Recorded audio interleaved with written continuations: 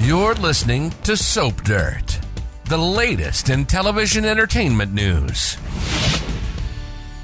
Hey, Y&R fans, Belinda from Soap Dirt, and I have got sizzling hot spoilers for next week on Young and Restless, the week of March 18th through the 22nd. We will have your full roster of weekly spoilers tomorrow, but today I've got a big look at some huge stuff happening next week. I'm so excited to share it. We've got stuff for Ashley, for Jordan, and for Claire, among others. If you haven't, please reach down, click subscribe so you don't miss any of our Young and the Restless updates. Now let's jump right in. In the new promo for next week, we've got 3 huge scenes. I am actually excited about all of them. That's kind of rare in a promo. Sometimes I'm like, well, I don't know. This week, I'm like, all right, show it to me. I can't wait. So in the first segment of the promo, we have to talk about Ashley Abbott. She's clearly losing it, and Tucker seems to be the only one who understands what's happening. So Ashley is sitting at the bar at Society when her brother walks up and she says, "Hey, bro, what's up?" Not like her at all. And Billy says, "Hey, sis, everything okay?" So clearly it's not okay, not even a little. On the Friday episode, March 15th, Tucker seems to be the only person who has realized just how bad off Ashley Abbott really is. I have to say, I'm actually enjoying some of those voices in Ashley's head, and I agree with them. Abby Newman is a pain in the ass. And I totally get why Ashley number 2, whatever that voice is in her head, wants to avoid her. I think it'd be great if we could all avoid her. Of course not. We can't avoid Abby. She's not going anywhere ever. All right. I also think Audra Charles is letting Ashley live rent-free in her head. If Audra really loves Tucker, she should take Sally Spector's advice and fight for him. There's more of that on Friday as well. But I just wonder if Audra has seen Tucker go through so many women over the years that they've been working together and sleeping together that she just doesn't trust him to treat her right. That's understandable. I mean, it is Tucker we're talking about, but there are a lot of red flags that should alert the Abbotts to the fact that Ashley is falling apart. There's her 180-degree flip on how she feels about Tucker. There's her lying and saying she's at the office when she is not. And then on Friday, there's her talking to Harrison Locke with no real idea of who he is, how old he is, anything. It's very weird. Kyle does notice that. And then we have Tucker on Friday telling Audra he thinks Ashley is going through some sort of psychological break. He says he's not looking to play hero. He says Ashley needs professional help. He's not looking to save her, but Audra isn't hearing it and she's mad at him. The problem is that Ashley's family, for whatever reason, just doesn't see what's going on. And even if Tucker told them, I don't even think they'd listen to him. Hopefully, one of the Abbotts gets a clue and they get her help soon. All right. So the second scene of this promo, Summer and Kyle, I think, are about to consider hiring Claire as Harrison's new nanny. Weird, right? So on Friday's episode, you're going to see that the parenting dilemma for Summer Newman and Kyle Abbott that was teased in the spoilers is about their nanny. Turns out their regular nanny bailed on them and they're using an agency, but adorable little Harrison Locke doesn't like any of the nannies they keep sending. He says he just wants mommy to come home. Well, mommy doesn't want to come home. Mommy's busy banging Chance and it's daddy's fault. So they've got a dilemma. The 3 of them, Kyle, Harrison, and Summer, head over to Crimson Lights for hot cocoa to talk about it.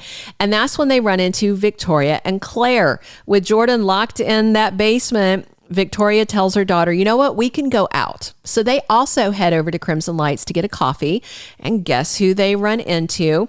And remember how a few weeks back, they introduced that kid that was visiting Claire on the psych ward. It made no sense at the time. No nurse in her right mind would bring a pediatric patient to visit people on the psych ward. I don't think their parents would like it either. But they did, and now we know why. It was all a contrived plot point. Josh Griffith's lazy writing. Because on the Friday episode, Claire meets her cousin Summer Newman and her ex Kyle and their son Harrison. And guess what? Harrison really likes Claire. Victoria mentions how good Claire is with kids, and Kyle and Summer both notice that Harrison's instantly happy around her. So that takes us to this next part of the promo. So this happens like Monday or Tuesday. Kyle and Summer have left Crimson Lights. They're back at the Abbott mansion. And Summer tells him, I'm going to do some digging, see if I can come up with the parts of the story that Victoria didn't share with us, and we'll go from there. So I believe Summer's doing some vetting about Claire before they consider making her an offer to be Harrison's nanny. And just out of interest, I had mentioned before that I thought Claire and Kyle might date at some point. I got poo-pooed on that, but poo-poo to those that were poo-pooing me, because this is coming back around.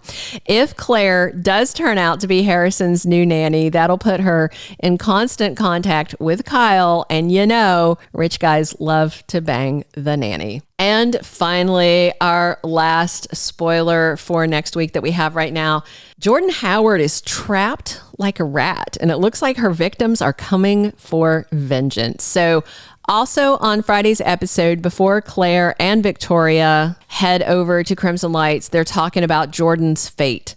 Claire says she knows she shouldn't really care either way about Jordan, but she wonders if Grandpa Victor is just going to leave her locked up in that cell to starve to death or what.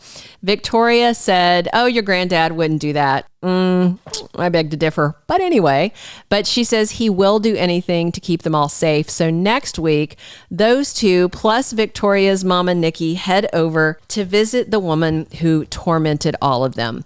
So in this promo scene, we have Nikki, Victoria, and Claire showing up to the basement dungeon cell.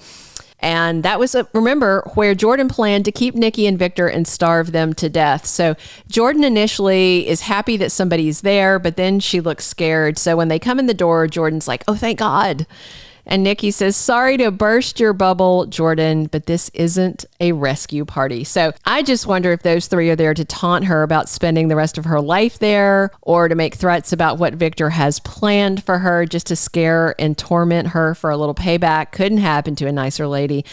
I really do wonder where they're going with this. I mean, sure, Victor could turn Jordan over to the cops, but they couldn't contain her the last time they trusted law enforcement to keep her behind bars. So I'm not sure if Victor's going to trust the police. And I can think of one place that he could send her, a place that he sent someone else who was a threat on Y&R. Remember Marco Anicelli? He was that drug lord, also played by Peter Bergman. Marco was a doppelganger for Jack Abbott. Victor brought the lookalike drug lord to town, and then he kidnapped Jack and stuck him on an island with a crazy woman obsessed with him. Marco married Phyllis. It was back in the Gina Tognoni days. It was just really fun and weird. But then Victor's plan went off the rails, and he couldn't control Marco like he had wanted to. Marco was running around wreaking havoc, and Victor wound up sending him to a Peruvian prison after he cut off one of his ears, so they couldn't mistake him for Jack anymore. We were told that Marco died in prison, but it's a soap, so that's entirely debatable. I think it would be super cool if Victor shipped Jordan off to that same prison in Peru to rot.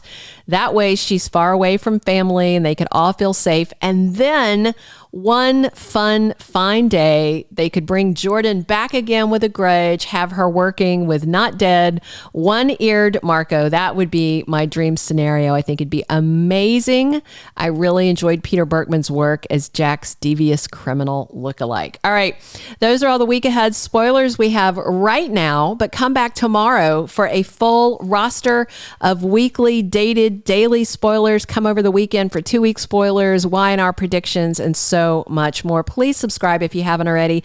Definitely drop your comments and come back every single day. We're here talking Y&R all the time. This is Belinda from Soap Dirt. Thank you for being a loyal listener. Follow us wherever you get your podcast. because you don't want to miss the next episode. Soap Dirt is on all the major podcast platforms, including Apple Podcast, Spotify, iHeartRadio, and more.